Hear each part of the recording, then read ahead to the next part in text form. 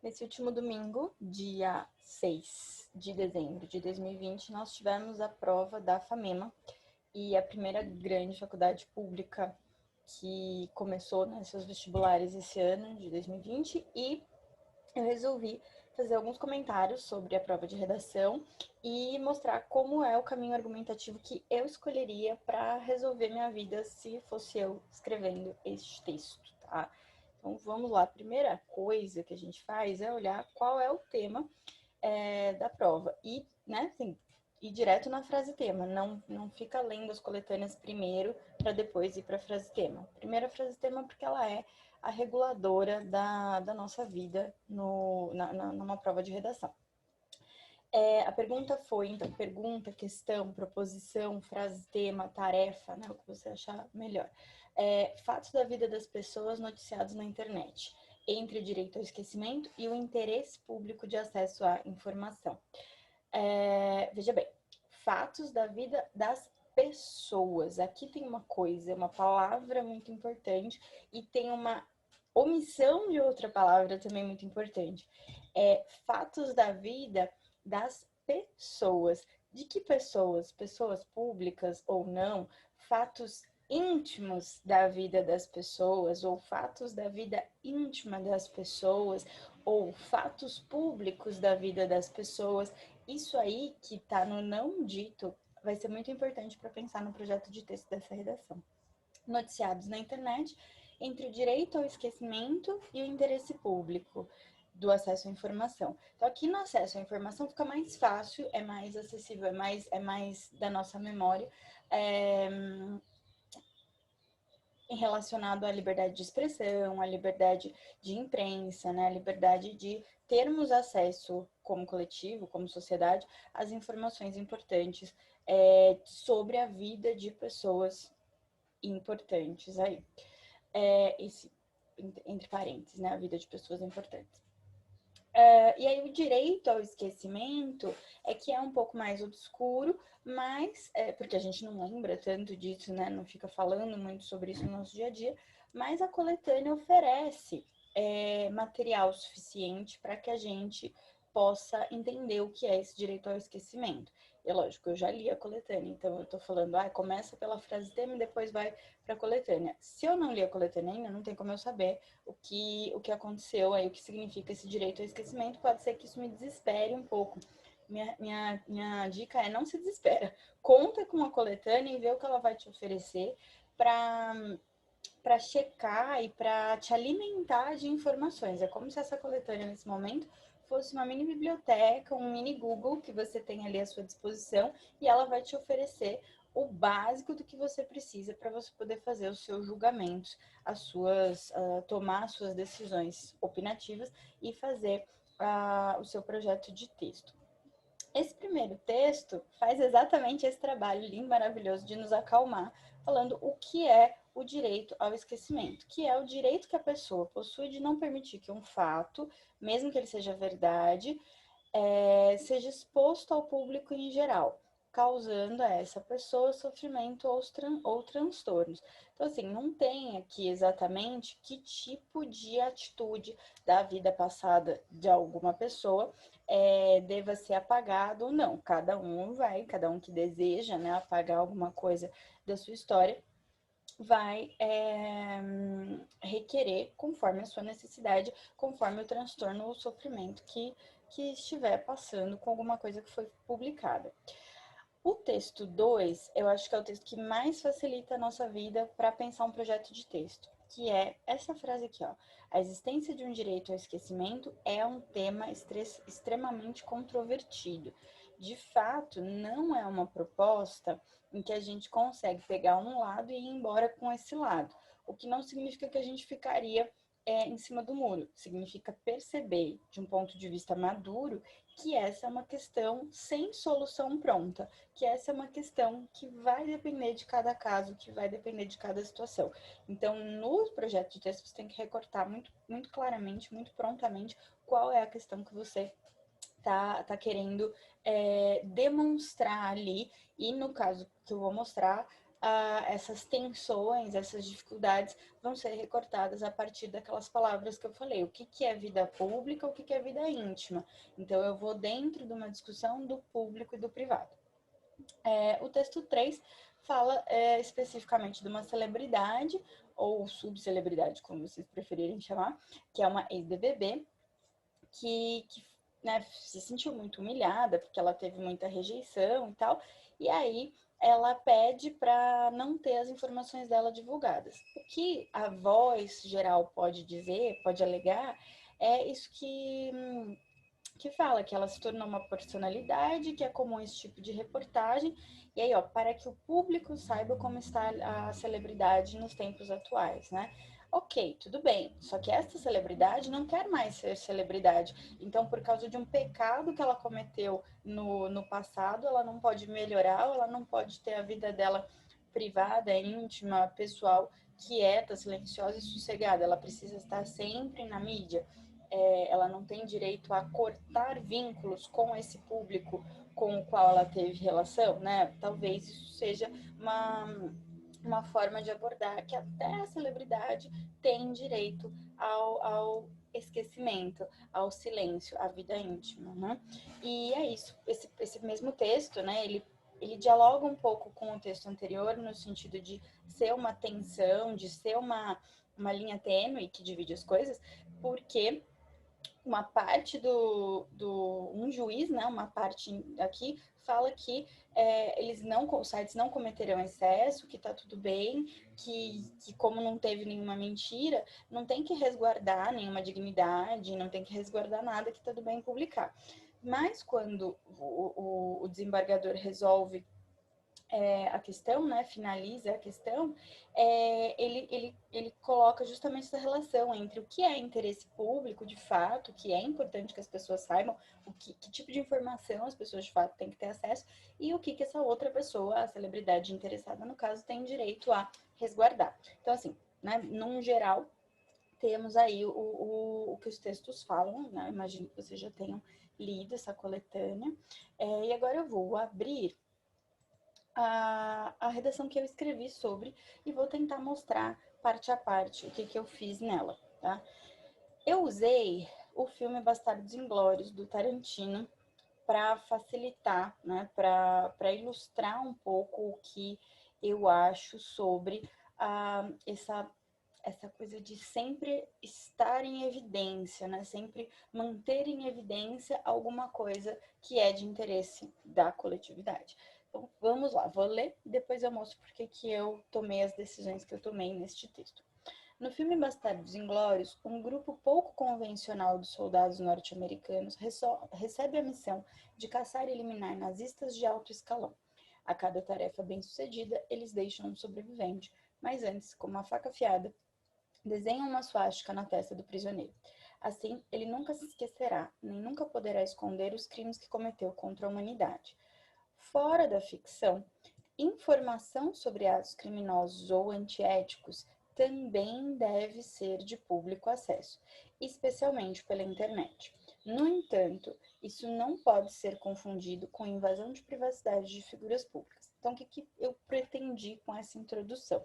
Pegar essa cena muito emblemática do Bastardos Inglórios, que é o corte que eles fazem na testa dos nazistas, e pegar o pior crime, o crime que eu acho, na minha opinião, que jamais poderia ser escondido da humanidade, escondido da população, que foram os crimes nazistas, e colocar a intenção do autor, né, do diretor, do autor e dos próprios personagens em fazer aquela suástica, que era exatamente o que eles falavam no filme, né? Você pode até se esconder, você pode até escapar da morte que a gente está aqui fazendo, mas você não vai ser esquecido, né? Todo mundo vai saber que um dia você vestiu esse uniforme com essa suástica, que um dia você teve orgulho desse uniforme. Então, a ideia era trazer que essa informação sobre eles terem sido nazistas, essa informação sobre o crime deles, estaria sempre publicada na testa deles. E que, na opinião de quem escreve, na minha opinião, a minha tese está muito explícita aqui, né? informação sobre atos criminosos ou antiéticos deve ser de público acesso. Então, a gente tem sim o direito e essas pessoas têm sim que ser expostas. E especialmente pela internet. Por que eu falo especialmente pela internet? Porque eu tô falando de Segunda Guerra e tal, parece que eu não vou entrar no assunto internet, não vou entrar no tópico internet, e a gente tá na introdução. É legal a gente retomar todos os elementos da frase tema nela, sempre que possível. Então, criar oportunidade para que esses elementos da frase tema apareçam ali. E aí eu coloco a questão controversa, né? No entanto, público acesso a crimes não pode ser confundido com invasão de privacidade de quem é da vida pública, de figura pública. Então é esse o caminho que eu tentei pegar. Nesse cenário, então, sempre uma relação de coesão explícita com o parágrafo anterior, é fundamental perceber o quanto é delicado estabelecer uma clara divisão entre informação que pode e deve ser amplamente divulgada e mantida acessível para a sociedade, garantindo os direitos à informação e a liberdade de expressão, e o conteúdo particular, concernente à vida íntima de cada um, na garantia do direito à intimidade e à dignidade. Que eu tentei dialogar especificamente com o texto 1, que explica mais ou menos o que é cada um, e tentei formular um tópico frasal em que eu estabeleço essa tensão que está lá no texto 2 da coletânea, né? Essa tensão entre essa delicadeza que vai depender do universo jurídico sobre como julgar o que é fundamental de ser exposto e o que é fundamental de ser resguardado. E aí eu trouxe um exemplo da nossa sociedade. No Brasil, em 1992, o então presidente da República, Fernando Collor de Mello, foi destituído de seu cargo por crimes de corrupção e fraudes financeiras. Então, em concordância com a minha própria tese da introdução, falei, olha, se é um ato criminoso, se é um ato antiético, deve ser de público acesso. Então, eu peguei aqui um crime que foi super a público na época. Então, cadê? Aqui. Foi destituído de seu cargo por crimes de corrupção e fraudes financeiras. É evidente que, em um caso como esse, a frase tema reaparece aqui parafraseada. É de interesse público que todas as informações sejam acessíveis para que a população possa informar-se e decidir. Fim do prazo de inelegibilidade. Então, tudo foi julgado e tudo foi sentenciado. Ele perdeu o cargo de presidente, ele perdeu a chance de ser eleito durante 8 anos, e 8 anos depois ele tentou voltar à vida pública, conseguiu, hoje Fernando Collor é senador, e é fundamental que as informações sejam públicas para que, né, sejam acessíveis, para que a população possa se informar e decidir, fim do prazo de inelegibilidade, se ainda quer votar nesse cara. A mesma situação se aplica a qualquer outra pessoa cuja vida pública interfira direta e profundamente na vida em comunidade. Então, aqui eu estou tentando desfazer, decidir a tensão que eu estabeleci no começo. Falei, olha, é delicado estabelecer uma divisão entre o que é informação e entre o que é conteúdo particular. Expliquei que aqui a gente teve um presidente que cometeu crimes e que é evidente que é de interesse público que as informações sejam acessíveis para essa mesma população saber se quer esse ex-presidente, esse ex-criminoso, estou chamando de ex-criminoso porque ele cumpriu a sentença, que ele volte à vida pública, que ele volte a interferir que ele volte a interferir na vida em comunidade, no caso, como acontece hoje, como senador. Aí vem uma questão que vai ainda fazer uma outra subdivisão dentro dessa questão da delicadeza e da tensão que está explícita lá no texto 2 da coletânea. Um conectivo que demonstra a simultaneidade de problemas, a simultaneidade de tretas que o tema da FAMEMA propõe. Não é só uma questão de, então torna tudo público, e também não é só uma questão de, não, pera, então todo mundo tem direito a pedir silêncio, pedir o esquecimento de informações pessoais.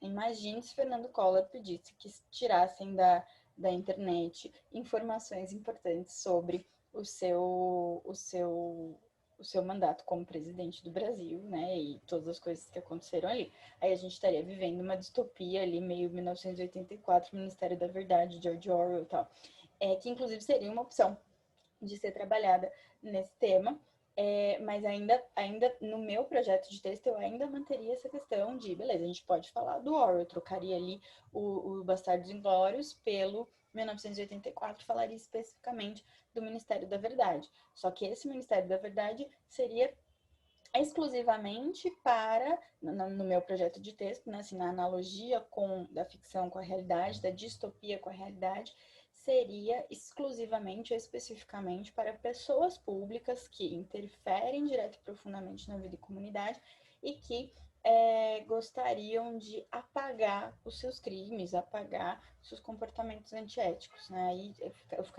usaria a mesma coisa dos nazistas aqui, né, nessa outra abordagem com Orwell.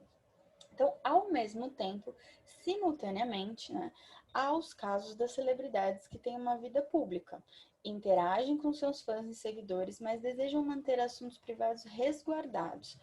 Então aqui a gente já está entrando num outro tópico frasal. Desejam manter assuntos privados resguardados. Aí vem minha opinião.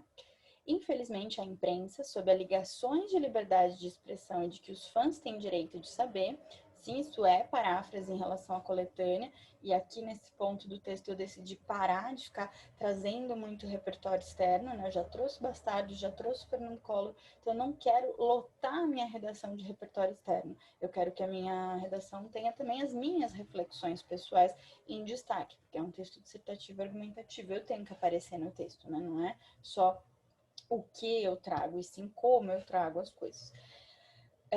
Então, essas frases, elas são, sim, super conectadas com a frase tema e com os elementos da coletânea. Então, infelizmente, a imprensa, sob alegações de liberdade de expressão e de que os fãs têm direito de saber, invade violentamente a intimidade e o passado dessas pessoas, vaza informações confidenciais e constrangedoras, causando-lhes dor e sofrimento. Perceba que eu estou tentando mostrar o outro lado da questão em relação ao político ali no parágrafo anterior.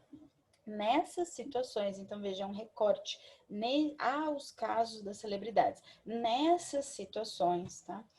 Fica evidente, fica claro, o interesse da mídia em criar polêmicas vexatórias e apenas vender manchetes. Diante de tanto desrespeito, aqui também fica evidente a minha opinião, né? Aqui no vexatório fica a minha opinião, resta o famoso recorrer à justiça e pedir que os sites sejam obrigados a apagar essas notícias. Eu já expliquei que isso tudo é uma invasão, que tem informações confidenciais e constrangedoras, que isso é vexatório. Então, eu posso chamar essas informações de notícias entre aspas. Eu não poderia fazer o contrário, chamar de notícia e depois tentar explicar que é vexatório. Aqui as aspas, elas já foram explicadas antes. Eu não estou deixando nada para o leitor entender. Então, eu tenho liberdade, numa boa, de chamar isso ironicamente de notícia. Então, recorrer à justiça e pedir que os sites sejam obrigados a apagar essas notícias. Quando recorrem ao direito ao esquecimento, então estou retomando a frase de novo, as vítimas estão clamando por nada mais que sua privacidade e dignidade.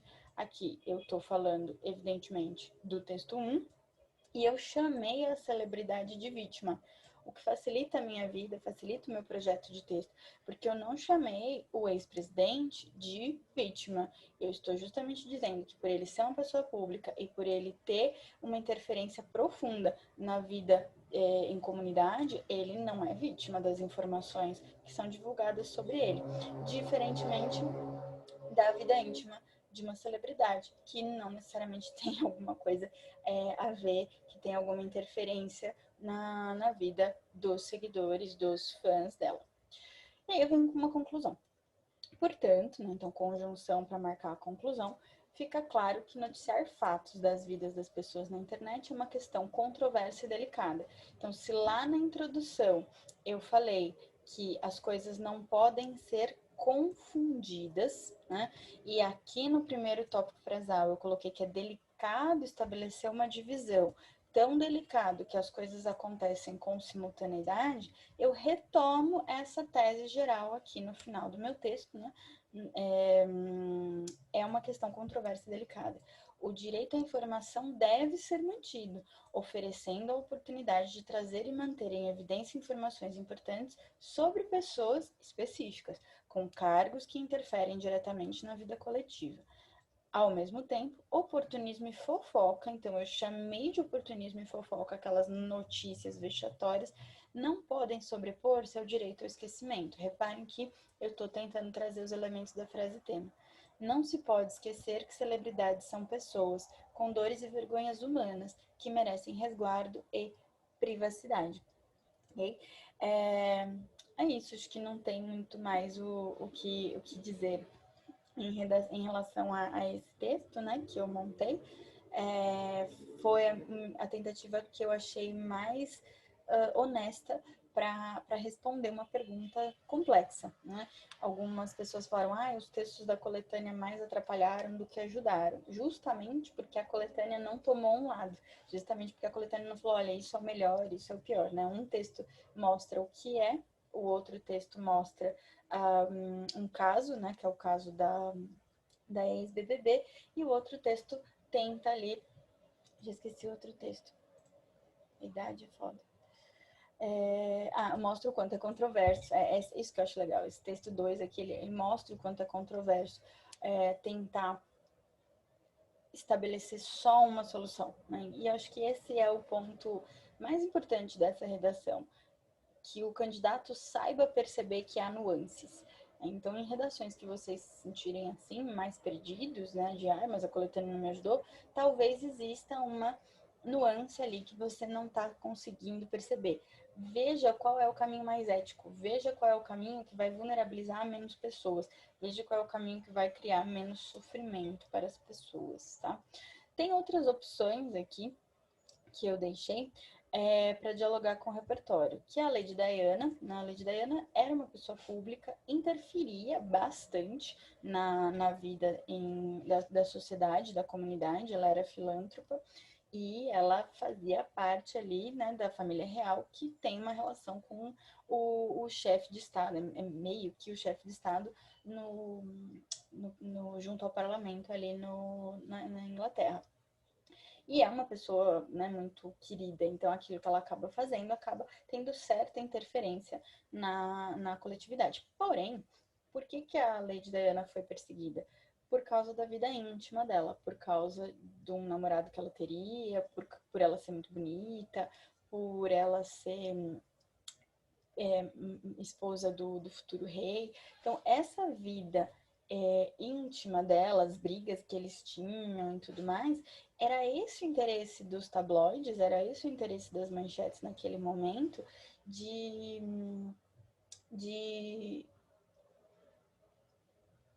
vender manchete, né? De vender notícia. Então eu usaria a Lady Diana naquele momento e o quanto isso acabou tirando a vida dela, né? Porque ela morre num acidente de carro fugindo dos paparazzis, fugindo dos fotógrafos e dos jornalistas. Qual a relação disso com a internet e o direito ao esquecimento? Que é importante, ela morre em 97. Então, qual a relação disso com a internet e o direito ao esquecimento? Teria que dialogar, teria que fazer uma ponte, falando que se nem lá no passado ela que era tão famosa, tão importante, que tinha ali todo um suporte dos secretários, da equipe administrativa ali da família real, se ela não conseguia parar os paparazzis, queimar todas as revistas, né? Queimar as fotos que faziam fotos dela muito em posições meio desconfortáveis e tal. Que dirá hoje na internet o que acontece com as pessoas, né? Com essas celebridades, como elas acabam sofrendo, suas vidas íntimas, né? Se tornam públicas e isso se espalha muito mais rápido e é impossível de retirar. Então, o quanto essas pessoas dependem de uma lei ou de juízes sensatos que deem a elas o direito ao esquecimento de informações que elas não gostariam de ter publicadas, né? De informações íntimas. Já a Maria Madalena, ela mesma, Santa Maria Madalena. É muito legal trazer elementos do cristianismo para a redação, como ou mitologias ou filosofias, doutrinas que a nossa sociedade gosta, né? E a nossa sociedade aceita e a nossa sociedade reproduz de certa forma. A história dela, todo mundo lembra, né? Ela era adúltera e ela vai morrer apedrejada. E Jesus Cristo fala que atire a primeira pedra quem nunca pecou. Aqui seria para fazer um diálogo ali com um pouco do que a internet faz. Acho que até seria, por mais que seja lá, né, 2000 anos atrás, a história se passa desde 2000 anos atrás, seria mais fácil de fazer, porque a gente tem a prática do cancelamento na internet hoje em dia e ao apedrejamento lá naquela época. Então, ela seria, ser apedrejada, né, estaria para esse cancelamento das celebridades, das pessoas públicas, por causa das informações que são publicadas sem que elas queiram.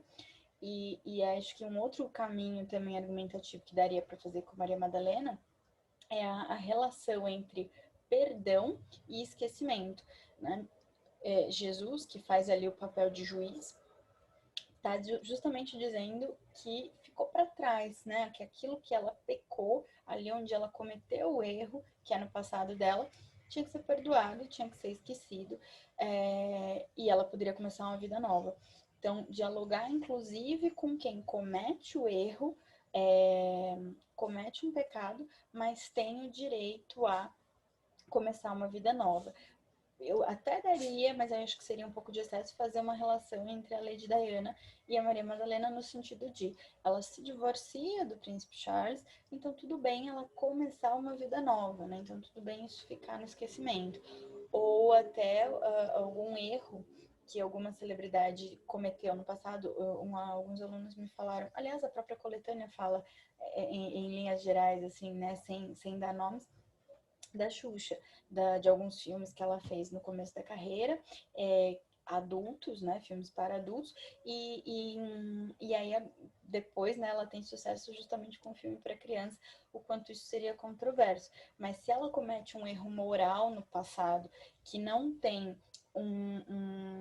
uma consequência grave na vida coletiva, e hoje, né, ela adulta, consagrada, faz coisas melhores para a sociedade do que esse tipo de filme do passado, por que não esse passado cair no esquecimento, ela ser perdoada pela sociedade e poder continuar com a vida dela fazendo coisas boas, né? Acho que esse seria um caminho também que daria para dialogar Maria Madalena e a Xuxa, por exemplo, que acho que ficaria mais fácil, inclusive, do que com a Lady Di. E é isso. Espero que vocês tenham entendido, tenham gostado. Qualquer dúvida, podem escrever, podem mandar mensagem, comentários. E estou aí para outras provas e para mais discussões de redações. Até mais. Beijinho.